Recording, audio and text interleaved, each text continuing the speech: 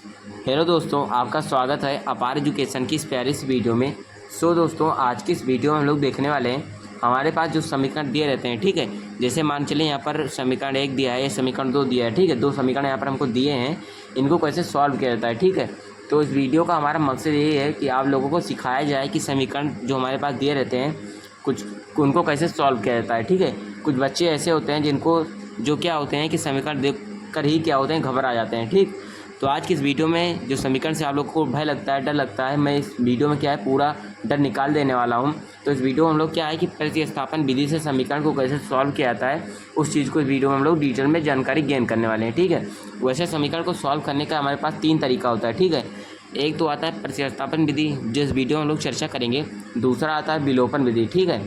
तीसरा आता है वज्र गुणन विधि, ठीक। 3 विधियाँ होती हैं जिसमें हम लोग फर्स्ट क्या करेंगे, प्रतिस्थापन विधि के बारे में चर्चा करेंगे, ठीक है।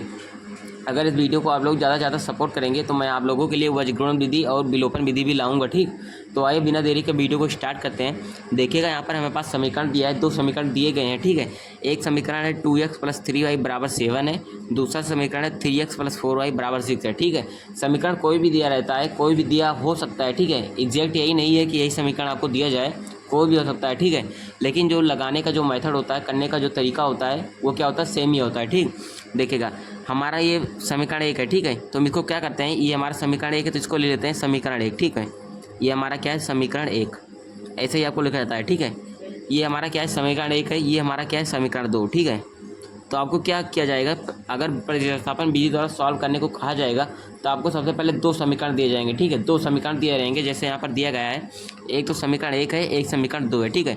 तो सबसे पहले आपको करना क्या है, समीकरण 1 ले लेना है, ठीक है। तो ये जो पहला हमारा समीकरण 1 है उसको लेंगे यहाँ पर, ठीक है। तो लिखते हैं यहाँ पर समीकरण 1, समीकरण 1 से, ठीक है।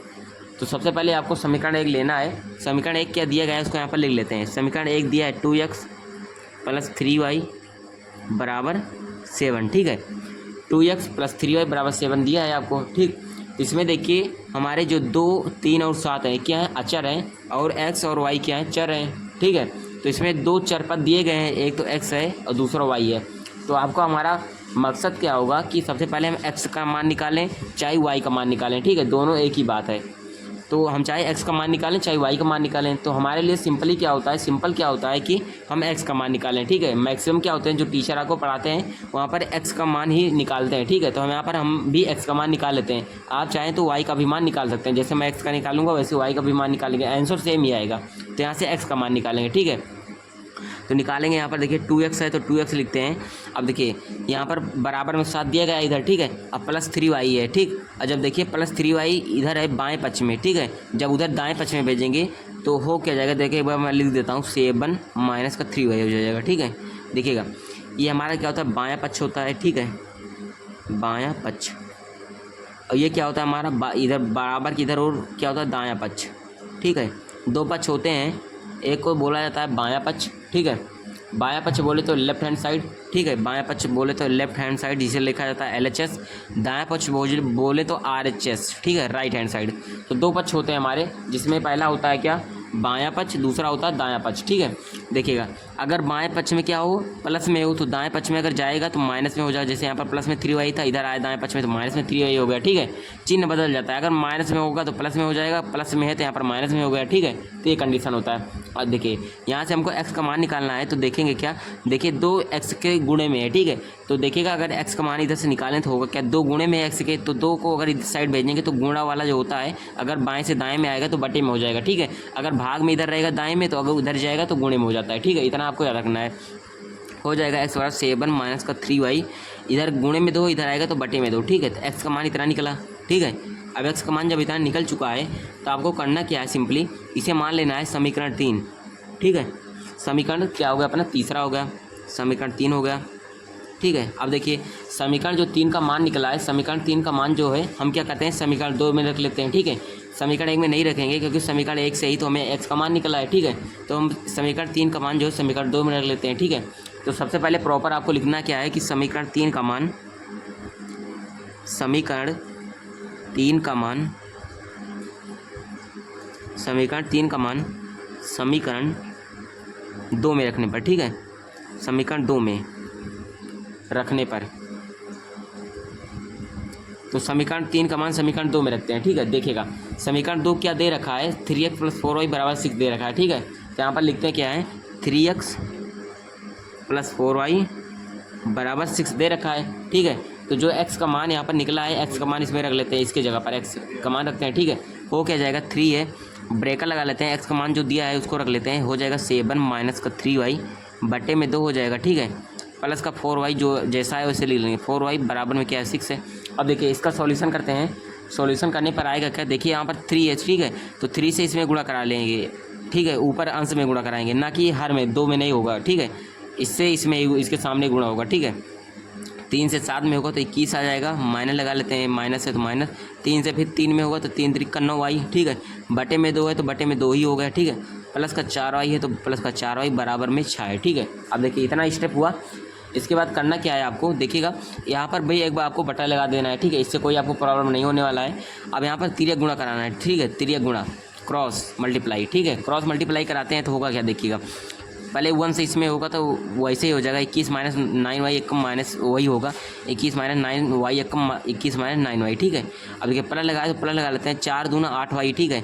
8y बटे में कर लेते हैं, 2 × 2 बराबर में क्या दे रखा है, 6 दे रखा है, तो यहाँ पर 6 आ गया, ठीक है। इतना हुआ। अब देखिए ये माइनस का 9y है, ये प्लस का 8y है, ठीक है। तो माइनस प्लस मिलकर क्या होता है, माइनस होता है, ठीक है। आपको ये याद रखना है, माइनस प्लस मिलकर माइनस होता है, प्लस अगर यहाँ पर भी प्लस होता है, यहाँ पर भी प्लस होता है, जुड़ जाता है दोनों, ठीक है। अगर यहाँ पर जैसे माइनस दे रखा है, अगर यहाँ पर भी एक माइनस दिया होता, ठीक है, प्लस की जगह पर माइनस दिया होता तो ये दोनों मिलकर प्लस हो जाता है, ठीक है। और एक बात आपको और ध्यान रखना है, जो बड़ा होता है, जैसे यहाँ पर देखिए 9 बड़ा है 8 छोटा है, ठीक है। तो 9 के सामने जो निशान है, जैसे माइनस है तो उसी का निशान लगेगा, ठीक है। जो संख्या बड़ी होगी उसी का सामने का जो सिंबल होगा उसी का यूज करेंगे, ठीक है। सिंबल का मतलब होता है संकेत, ठीक, जैसे माइनस प्लस का संकेत होता है। अब देखिए 21 लिखा है तो 21 ही लिख लेते हैं, -y + 8y मिलकर कितना हो जाएगा, हो जाएगा माइनस का y, ठीक है। तो यहाँ पर घट जाएगा, -9y में से 8y घटेगा तो माइनस का y हो जाएगा, ठीक है।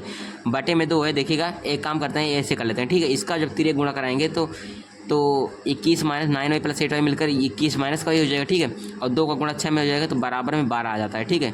6 दूना 12। अब देखिए -y है तो इधर का -y हो गया बराबर, इधर 12 है, इधर प्लस का 21 है, इधर भेजेंगे जब दाहिने पक्ष में तो माइनस का 21 हो जाएगा, ठीक है।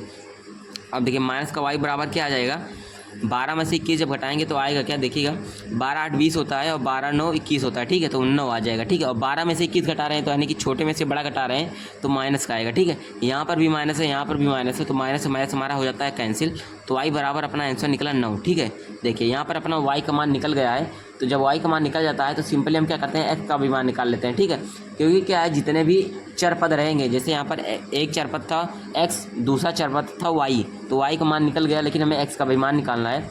तो y का निकल गया तो x का मान कैसे निकालेंगे, देखिए यहाँ पर x का बराबर इतना दिया है तो यहाँ पर y की जगह पर जो मान 9 निकला है इसको रख देते हैं, ठीक है। तो यहीं पास में ही मैं कर देता हूँ, देखिएगा क्या दिया, क्या है, x बराबर है 7 - 3y, ठीक है।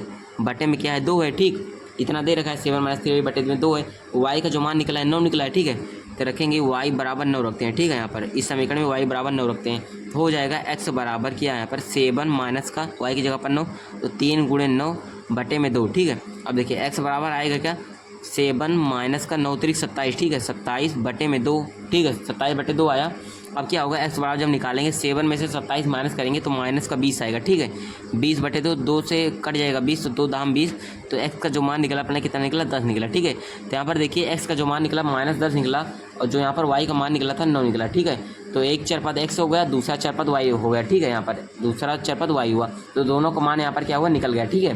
तो यहाँ पर जो हमारा ये समीकरण दिया गया था, समीकरण में यही हमारा बोलता है कि आप लोग क्या कीजिए कि x का मान निकालिए, y का मान निकालिए, ठीक है। तो यहाँ पर x का मान -10 निकला, y का मान क्या निकला 7 निकला, 9 निकला, ठीक है। तो यहाँ पर हमारा क्या होता है, यही हमारा क्या होता है, प्रतिस्थापन विधि होता है, ठीक है। तो यही होता है प्रतिस्थापन विधि, यही इसी मेथड से हम क्या करते हैं, सॉल्व करते हैं। अगर बोले आपको कि प्रतिस्थापन विधि से सॉल्व कीजिए तो करते हैं, ठीक है। का ये जो विधि होता है इसमें क्या होता है, गलती का जो चांस होता है 0% होता है, ठीक है। अगर आप लोग दिमाग से करते हैं तो गलती ना के बराबर होने का चांस रहता है, ठीक है। तो दोस्तों यही था हमारा इस वीडियो में, यही था हमारा उद्देश्य कि आप लोगों को सिखाया जाए कि प्रतिस्थापन विधि से कैसे समीकरण को सॉल्व किया जाता है, ठीक है। तो दोस्तों अगर वीडियो पसंद आया तो वीडियो को प्यारा सा लाइक करें और एक कमेंट जरूर से छोड़ें, ठीक है, वीडियो पर। तो मिलते हैं दोस्तों आपको नेक्स्ट वीडियो में, थैंक यू।